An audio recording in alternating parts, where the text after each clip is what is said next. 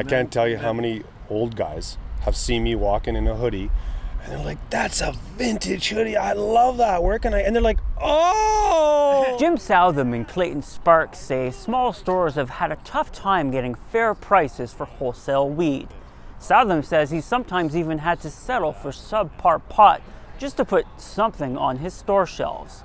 So their plan is simple.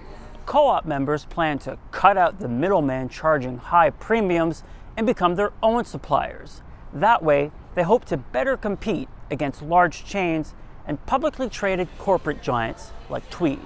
Stores that are privately held by private corporations and private investors, and the rest of them that are run and driven by stock prices. So we feel like suppliers are going to be drawn to our consumers, and consumers are going to be drawn to our stores because simply we are private, and I think they're going to want to support that as opposed to running down and supporting Tweed's stock price.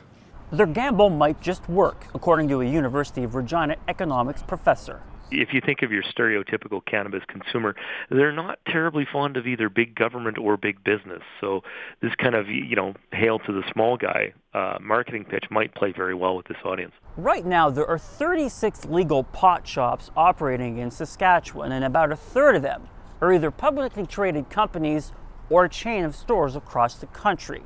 One of them, Prairie Records, says it appreciates what the weed pool is doing. They're trying to push the envelope in terms of getting, better business environment, for their business and for themselves. And in the end, it's going to serve the consumers of Saskatchewan better. Hopefully they can get better pricing so it's cheaper to buy products, or they get, more selection. The weed pool currently counts 3 members, and they're in talks with another 5 independent Saskatchewan pot retailers.